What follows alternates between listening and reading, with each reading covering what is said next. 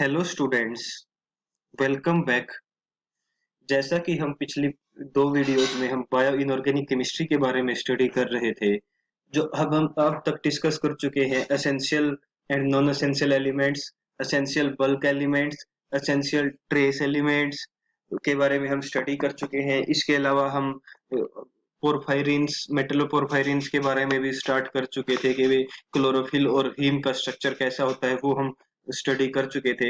अब हम next class आगे कंटिन्यू करते हैं। जो आयरन पोरफायरिन के बारे में स्टडी करेंगे हम, जो हीमोग्लोबिन और मायोग्लोबिन, उनका स्ट्रक्चर कैसा होता है। ये जो आपका जो डायग्राम है, ये हीमोग्लोबिन का आपका स्ट्रक्चर है, जिसमें आपका ये सेंटर में जो आपका हीम ग्रुप दिखा रखा है, जिसमें आयरन एटम है जो आपका दिखा रखा है ब्राउन कलर में। इसके अलावा ये दो अल्फा ग्लोबिन चेन्स दिखा रखी हैं, दो बीटा ग्लोबिन चेन दिखा रखे हैं यहाँ पे। फिर आपका ये हीम ग्रुप दिखा रखा है, ये हीम ग्रुप है आपका। क्या होता है, हीमोग्लोबिन एक लार्ज प्रोटीन है आपका। इसमें आयरन पोरफायरिन को बोलते हैं हम हीम। अब हीम जब प्रोटीन से जुड़ के आपका हीमोग्लोबिन बनाता है, तो इसमें जो प्रोटीन है उसका जो मोलिकुलर वेट है 64,500 होता है प्रोक्स, जिसमें आपकी 4 सब यूनिट्स होती हैं। जो हीमोग्लोबिन है उसमें ही 4 सब यूनिट्स होती हैं। जो एक सब यूनिट है वो बनती है आपका हीम ग्रुप और प्रोटीन से। हीम ग्रुप प्रोटीन से अटैच होके आपका एक ग्लोबिन प्रोटीन बना लेता है। ऐसी ऐसी आपकी 4 सब यूनिट होती है हीमोग्लोबिन में आपका, जिसमें आपका 4 आपकी प्रोटीन चेन हो गए हैं आपका।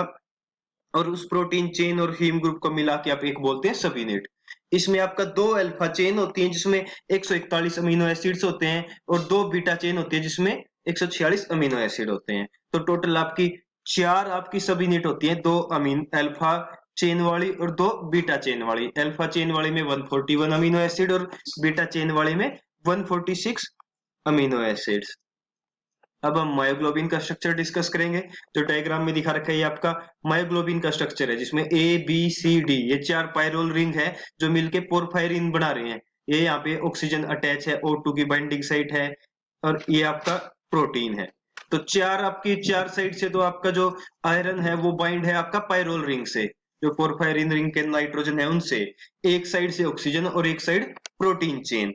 अब मायोग्लोबिन है जो, उसका हीमोग्लोबिन के कंपेरेटिव स्मॉल मोलिकुलर वेट होता है 17,000 अप्रोक्स। इसमें सिर्फ एक ही पॉलीपेप्टाइड चेन होती है, जिसमें हीम ग्रुप है और जो प्रोटीन से अटैच है। जैसे हमारे हीमोग्लोबिन में 4 यूनिट होती है, लेकिन मायोग्लोबिन में सिर्फ क्या होती है, एक ही यूनिट होती है। जो पेप्टाइड चेन है उसमें अप्रोक्सीमेटली 150 से 160 अमीनो एसिड होते हैं, जो आपका एक सिंगल हीम एटम के अराउंड फोल्डेड होते हैं। अब इसके अलावा जो आयरन एटम सेंटर में प्रेजेंट है, वो आपका 4 आपका पायरोल रिंग्स के नाइट्रोजन के साथ, पोरफायरिन के नाइट्रोजन के साथ, एक आपका ये इमिडाजोल है जो अमीनो एसिड इसके नाइट्रोजन के साथ, और एक आपका क्या करता है, ऑक्सीजन से बाइंड करता है। अब रोल क्या है हीमोग्लोबिन और मायोग्लोबिन का।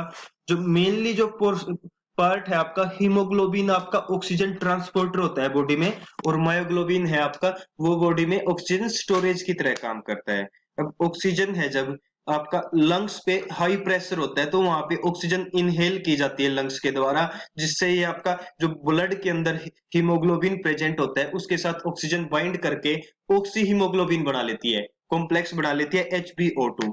अब ऑक्सीजन को ट्रांसफर किया जाता है आपका रेस्पिरेटरी टिश्यूज पे।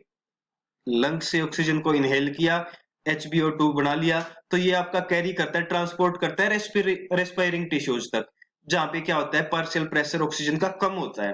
पार्शियल प्रेशर कम होता है वहां पे, तो ऑक्सीजन डिसोसिएट हो जाती है हीमोग्लोबिन से और डिफ्यूज हो जाती है टिश्यूज में, जहां पे जो मायोग्लोबिन है वो पिक कर लेता है इसको और स्टोर कर लेता है जब तक इसकी आवश्यकता नहीं होती। जैसे मायोग्लोबिन वहां पे ऑक्सीजन को स्टोर करके रखता है, जब ऑक्सीजन की जरूरत होती है बॉडी को, कोई भी वर्क करते हैं, तो वहां पे ये मायोग्लोबिन ऑक्सीजन को रिलीज कर देता है।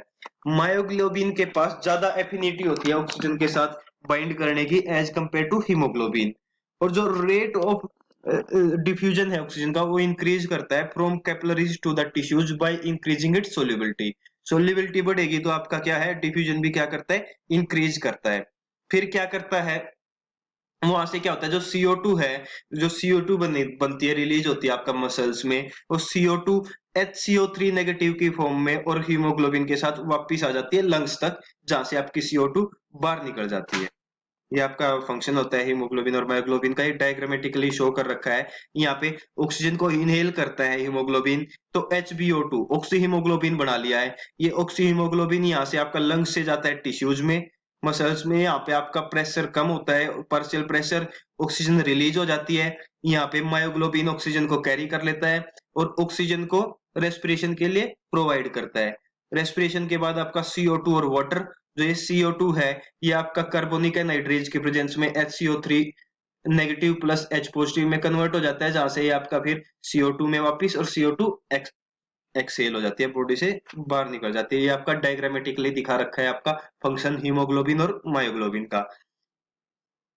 अब इसमें फंक्शंस के बारे में थोड़ा और डिटेल से पढ़ेंगे। और कोऑपरेटिविटी क्या होता है आपका, कोऑपरेटिविटी, अब जो हीमोग्लोबिन का मेन फंक्शन होता है वो होता है आपका ऑक्सीजन से बाइंड करना हाई प्रेशर पे, जहां पे ऑक्सीजन लंग्स में पाई जाती है, और इसको एज इट इज आपका ब्लड के थ्रू आपका टिश्यूज तक लेके जाना, जहां पे मायोग्लोबिन पिक कर लेता है ऑक्सीजन को हीमोग्लोबिन से। अब लंग्स में ऑक्सीजन का प्रेशर ज्यादा होता है, तो ऑक्सीजन हीम से ज्यादा इजिली बाइंड कर सकती है। अब जनरली क्या होता है, अब आपका जब ये टिश्यूज तक पहुंचता है हीमोग्लोबिन आपका ऑक्सीजन कैरी करके, वहां पर प्रेशर कम हो जाता है, तो ऑक्सीजन डिसोसिएट हो जाती है। अब जनरली हीम का स्ट्रक्चर इस टाइप से होता है, जब एक हीम यूनिट ऑक्सीजन के साथ बाइंड करती है, तो आपका स्ट्रक्चर में ऐसे चेंज आते हैं कि जो बाकी 3 यूनिट हैं वो भी इजीली ऑक्सीजन से बाइंड कर पाती हैं।